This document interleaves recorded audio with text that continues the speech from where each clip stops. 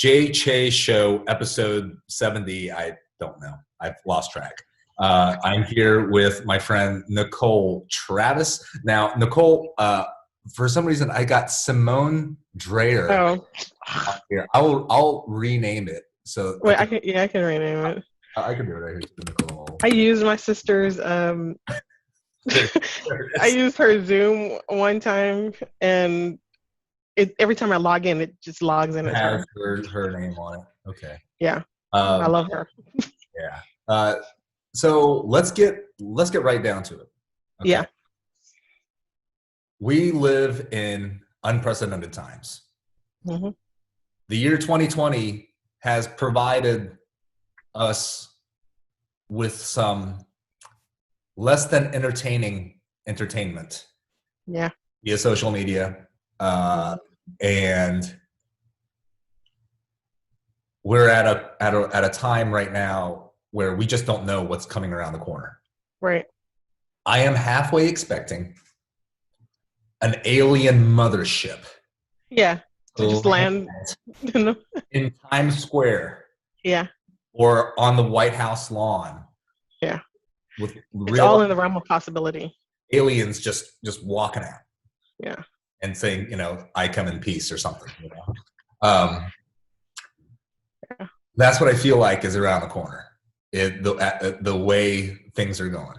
Right. You made mention of murder hornets, right? That hit us for a minute. Yeah. And went away. It seems like the coronavirus is not being spoken of as much, which is a bit of a relief in a weird way. Yeah. But in place of that comes something that I thought would not rear its ugly head again, which would be police brutality and race. Yeah. And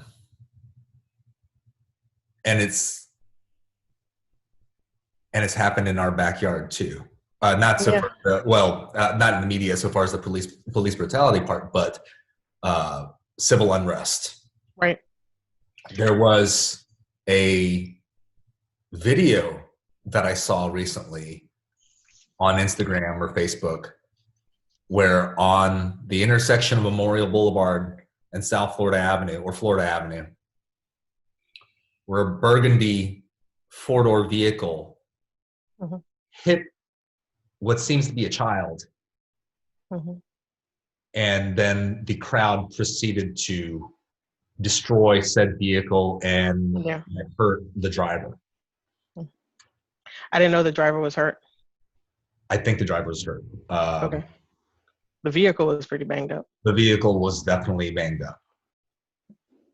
The initial reaction, the knee-jerk reaction for me was, oh my God, like how dare that person plow through with their vehicle through a crowd.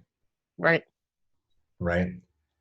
And a certain part of me feels like, yeah, that would be the reaction. That would be the normal reaction to something like that. Yeah. Destruction. Yeah. And then I think a few days or a day or so later, I saw another video or it was a post of the person that was driving in a hospital bed, raising his fist up, and I guess I don't know if the gentleman was of mixed race, but he proceeded to say that he was trying to go around, and he thought he had clear to go down that lane, and that was an accident, truly an accident.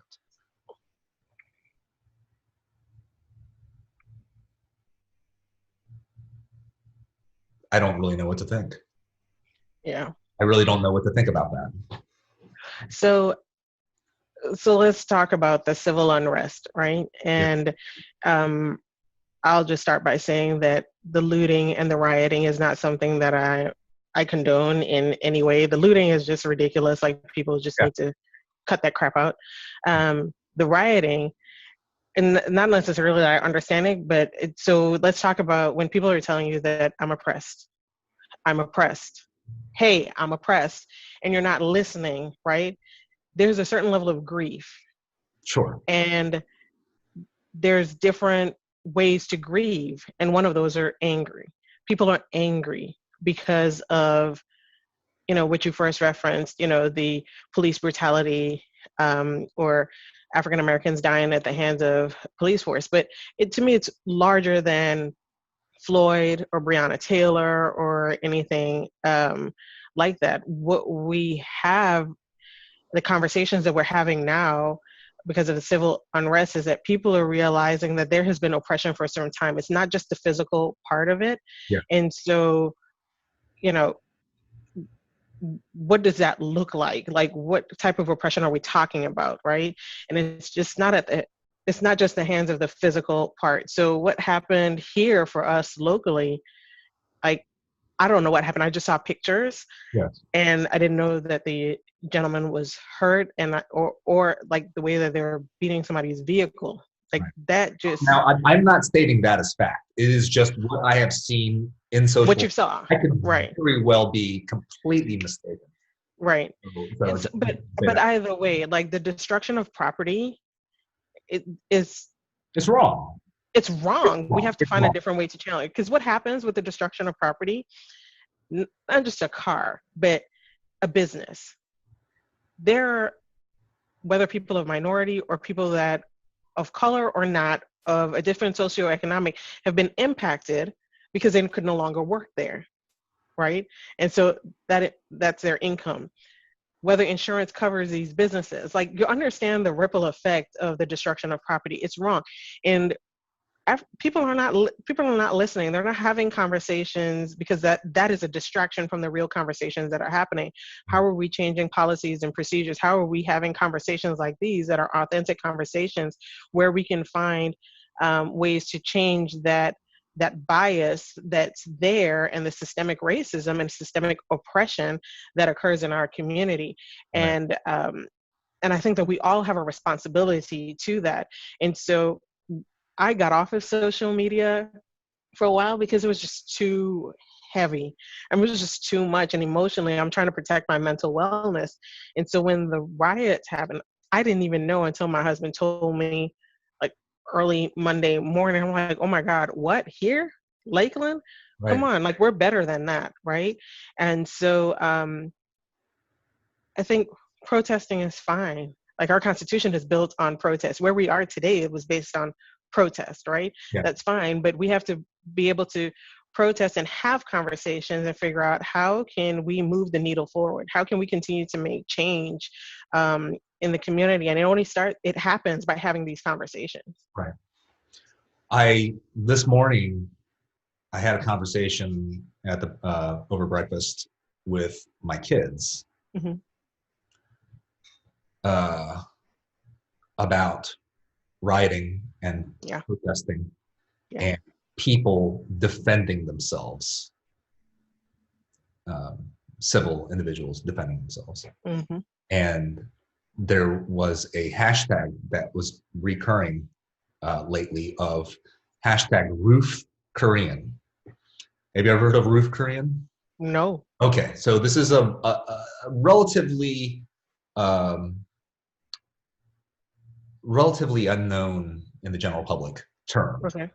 So getting back to the conversation I had with the kids about riots and civil unrest and protesting, I told them about what happened in Los Angeles, Mm-hmm. the Rodney King riots, Yeah.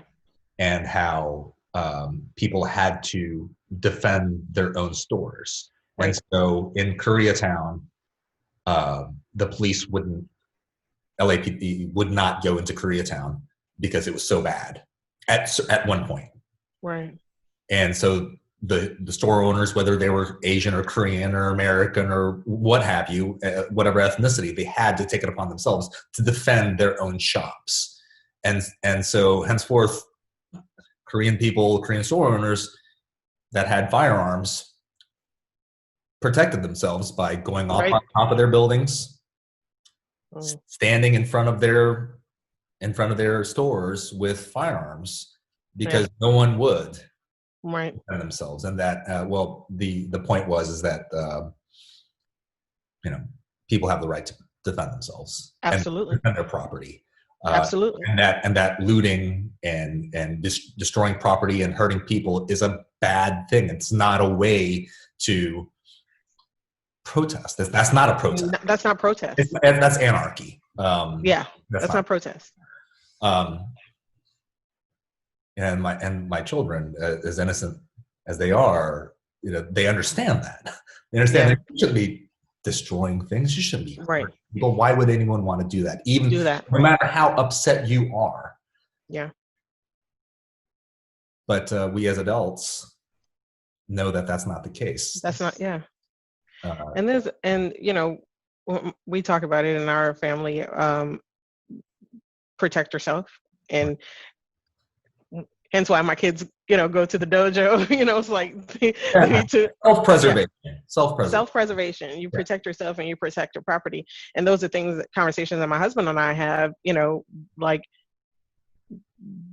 you have to arm yourself That's right. to protect your property. And I do believe that. And what's unfortunate, I think, in what's happening now is the conversation of protection of property and the protection and protecting yourself has completely clouded the conversation of um, the oppression that is happening and the Right. police force, and it has completely clouded and cluttered that conversation. And they're not the same things. And it's unfortunate that, I'm angry, people are angry, but what is not acceptable is to hurt or to destroy people, destroy property, and even in the midst of protesting, watch it on the news, and you got these protesters going up in the cop's face. Those cops don't want to be there. They don't want No. to have. For They people. don't want to be there. They're For people. people. Yeah. They have families. They have families to go home. And so, for my husband to have been in law enforcement at one point, and for my dad to have been a U.S. Marshal, when I look at it very differently from a lens of the police force, they don't want to be there. They don't want to have to use any force to do any of that. And they're not all that way. But Bad apples. it happens. It It, happens. And the system is not designed to have an accountability of when the George Floyd's, when the Floyd's happened. right.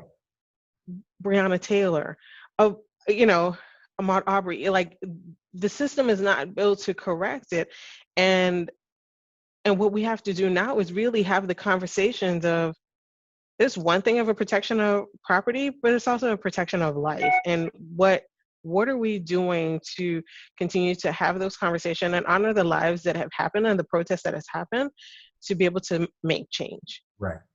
I think peace and civil discourse Yeah.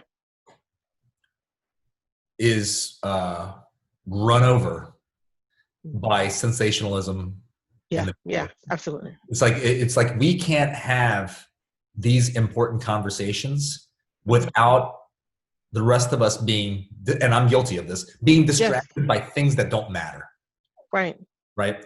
It's kind of cliche to say the Kardashians and the Kanyes, right? Or I don't know. You name said professional sports league. Yeah. We get more excited and hyped up over those things than talking about equality. Right. And the things that matter.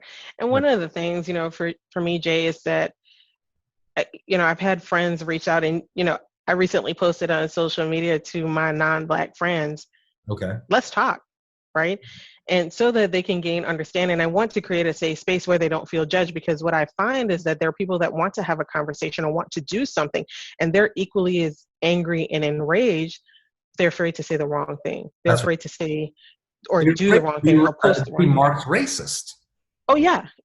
And so the reason I've put that out there, and I have had many friends that have taken me up on that, even before I posted that just checking in and to create a safe space so that they understand.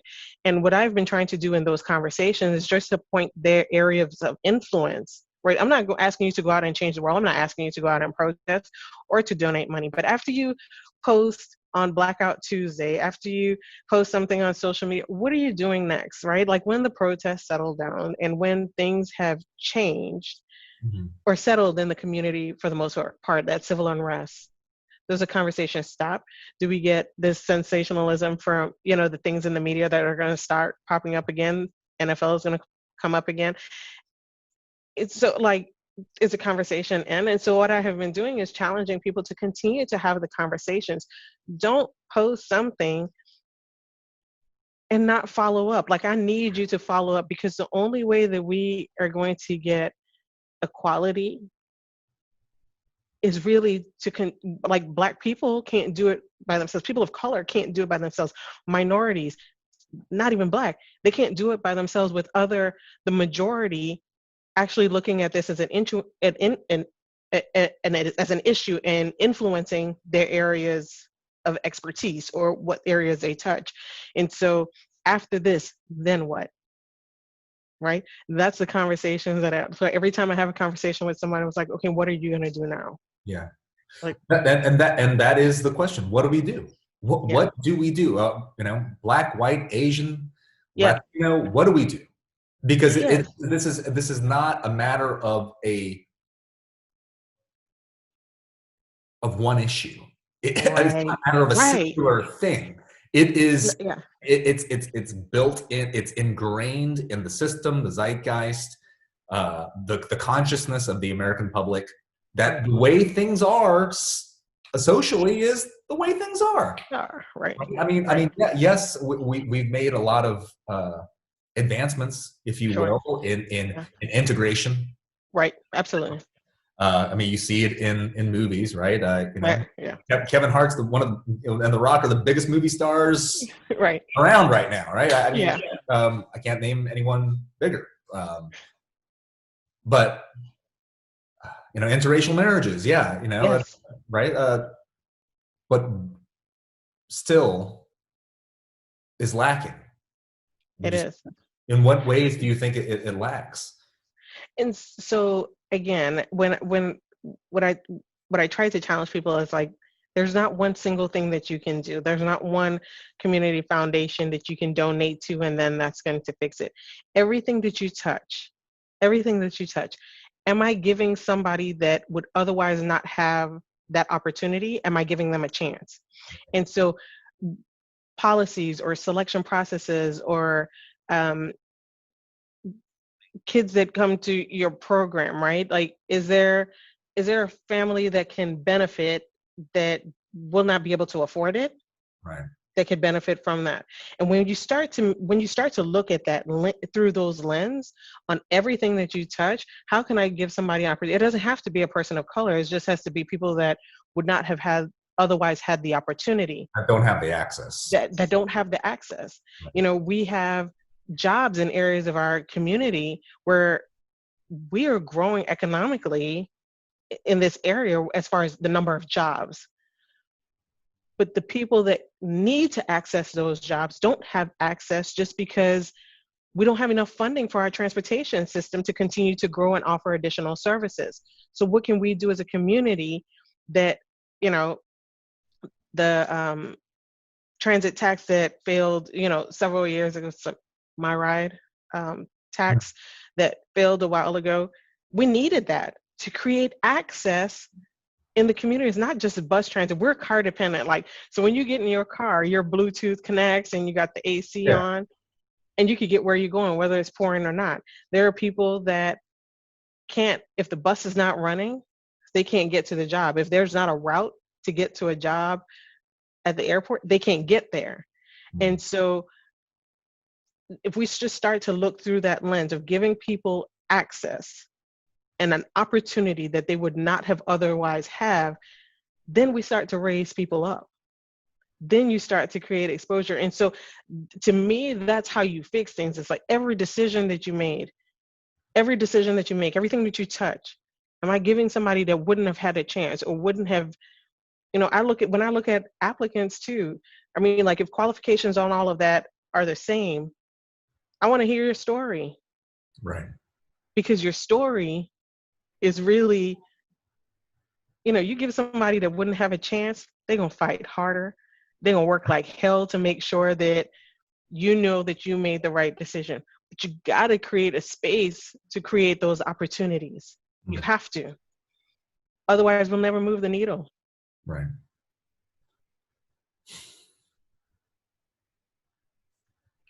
That's a tough proposition to ask of everyone, and not Oh, everyone's yeah. going to do it. Only a small No. percentage. Only a small percentage is going to do that. Right. I mean, But for me, sometimes I feel like it comes down to the individual. It comes down to the absolutely. individual and your perspective on not color, but people. People. That's it. People in general. Yeah. My wife made mention of this, and she didn't do it to be mean or anything like that. And she asked me, how many black people have you had on the show? Mm-hmm. Mm-hmm. And the thought never occurred. Mm-hmm.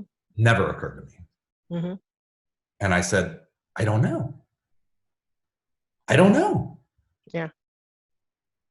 And a part of me feels like, well, should I have been conscious of that? Yeah. Am I guilty in some way of a certain level of bias? Yeah. No. I love people, regardless of color. Right. I just want to talk to interesting people. Right. And so I think that, Yeah. but now what she has done is raise a level of awareness. Yeah, absolutely. Right. Yeah. And so I don't think that just because, okay, so let's talk about something, that a term that people think of in a negative way, so to speak, is white privilege. That is not a bad thing. It's just a thing. Okay. And I think people like, they throw it around a lot, and it's you didn't ask to be born the color that you're born. I didn't ask to be born, and white people didn't ask to be born white, Yeah. But when I you didn't don't ask to be born Korean. exactly, right? It's like, Yeah. it is what it is. Yeah. And so I don't think that it should be looked at as a bad thing or even thrown out. It's just, it is what it is. And you have the privilege of not having to think about the consequences of the color of your skin, right? And so, and it doesn't mean that you're insensitive to issues or insensitive to people. But once you have these conversations and it raises a level of an awareness, now they're aware, and now the lens have been pulled back, right? And then you start to make decisions and you start to look at things in a different way. So all the time we talk about access, or transportation access, we talk about higher wages, we talk about incentivizing jobs and those kinds of things. But ultimately what we're talking about is giving oppressed people in an area access. Right. And when you have that conversation and I'm able to say that to someone, they were like, but you've been saying that all the time. I said, yes, but your level of awareness has just elevated. It's just, we just brought your level of awareness. And so now I don't think that you were guilty before of being blinded to it. I don't think people are guilty of being blinded, to it. You just wasn't aware of it. Right. But now that you are, what are you going to do? What are you going to do about it? What are you going to do about it? And I think you're right. You made a point about it comes down to the individual, and it comes down to who you are as a person. But I think as long as we continue to have these conversations and create a space that we can have the conversations and continue to raise people's level of awareness, we'll be better off than where we were 3 weeks ago. Sure. We'll be better off than where we were a month ago. Is it going to solve it? Yeah. No. My daughter was 3 nights ago was crying, like, is something going to happen to dad?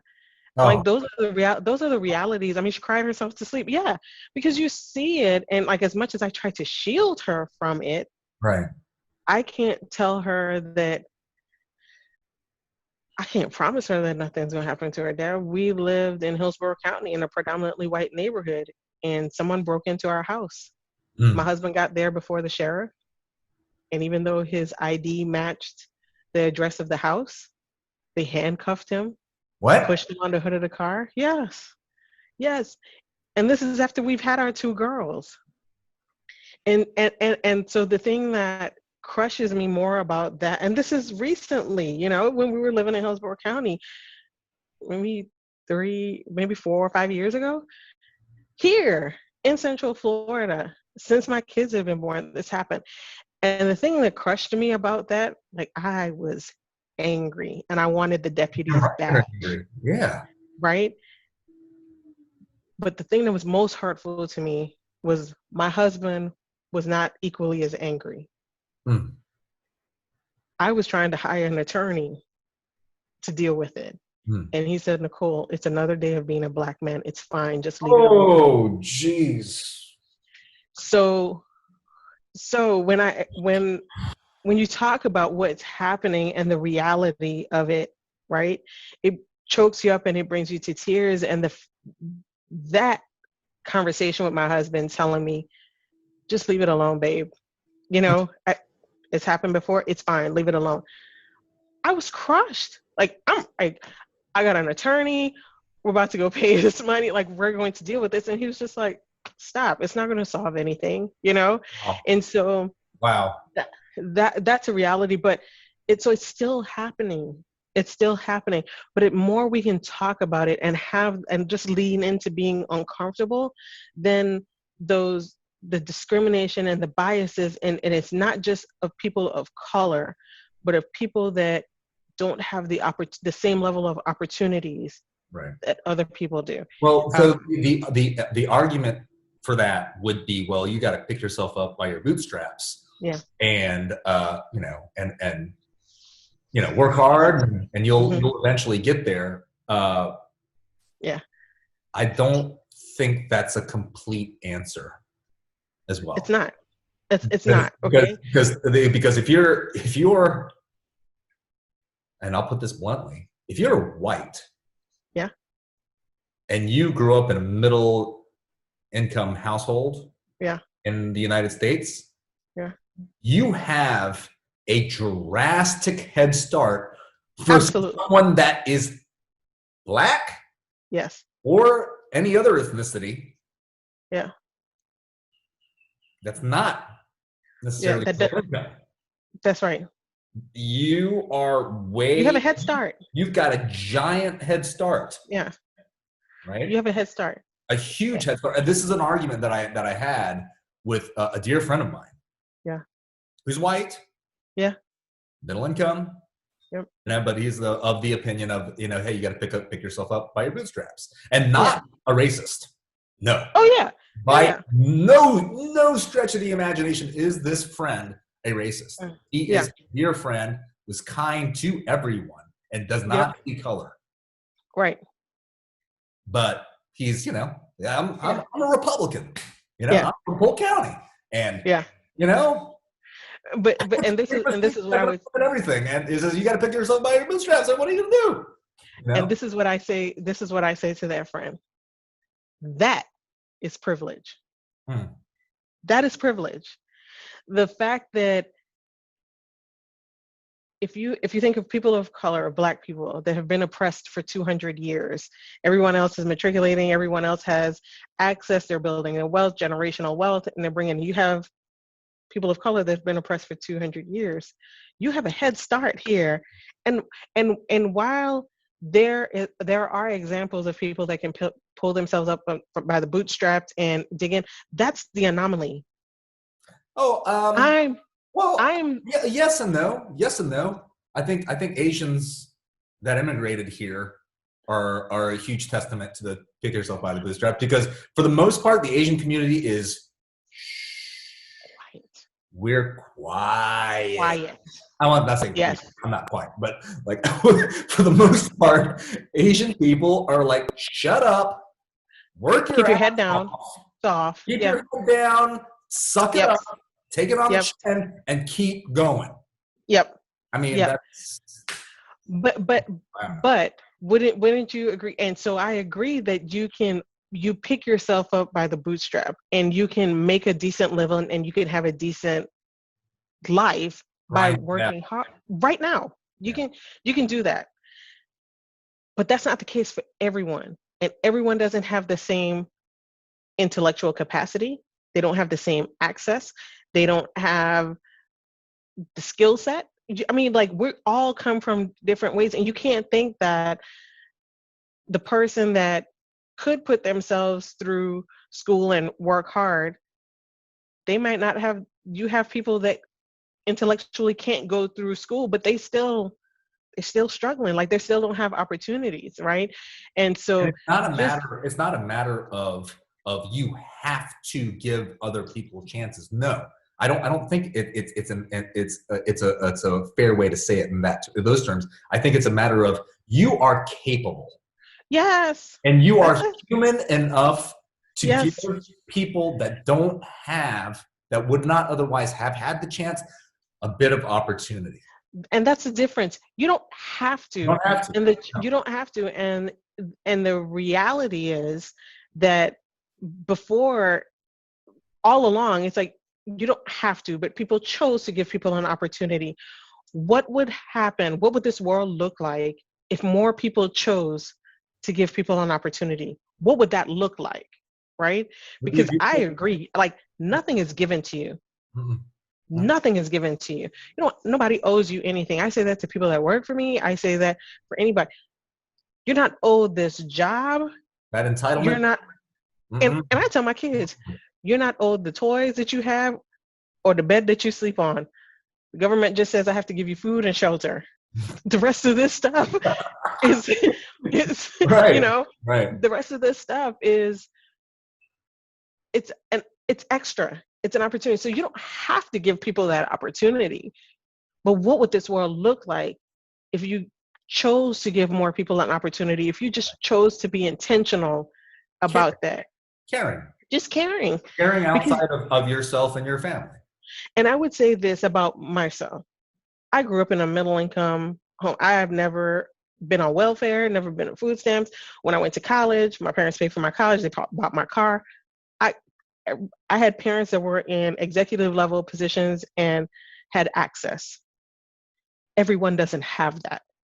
And I'm very aware of that, that the ability for me to get internships or be able to work with a senator on a bill or to be able to do those things was because of the level of access that I had Mm. from my parents. So when you don't have parents that have access like that, how do you get that internship? Right. Right. How do you get that opportunity? A lot of children in our community, they get jobs because of who their parents know or the connections and the, like, I Yeah. mean, Yeah. let's be real, It right? happens. It happens now. It, It it happens. Yeah.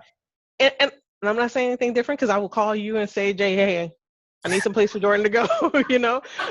But how do we lean into that, right? And if we're selecting two, how do you pick one Right. that wouldn't have had the opportunity otherwise?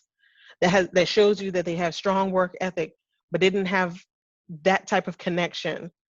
That might be the difference in that person's life that Mm. change a complete different trajectory for that life. So what happens if all of us collectively just started to make a decision like that and be intentional about that decision? Intentionally kind and caring Yeah, about our society.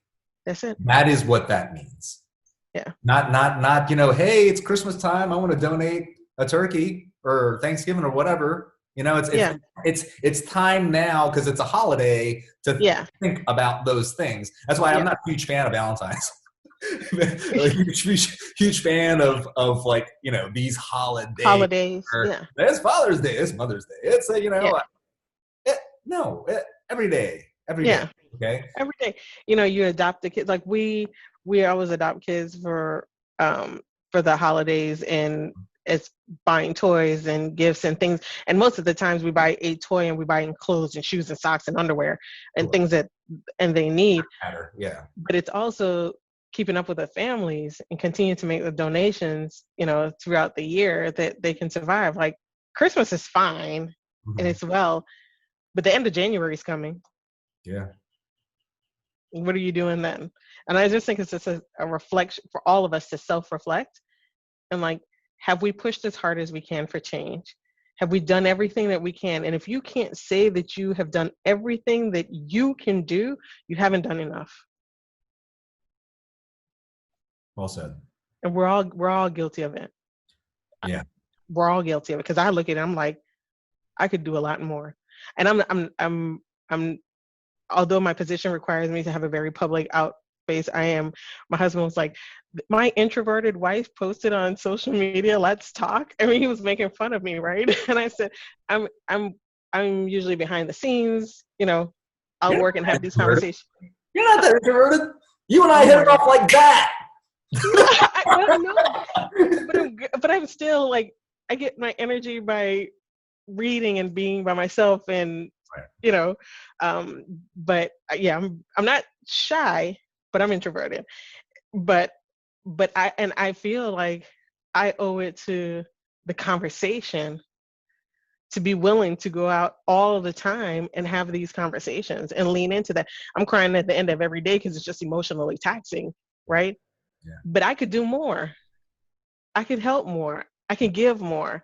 Yeah. um We so all have more in us. yes, we do. We may, at the end of the day, we may feel like we don't. But I wake up sometimes and feel like I, I can do more. You can do more. And I think one of the things with where we started this conversation with the murder hornets and a UFO landed in the middle of Times Square, pandemic, and then the civil unrest, this period of time has stretched us and challenged us, that shows us that there is more in us than we thought there is. There's a greater capacity Yeah. in us to do more. Yeah.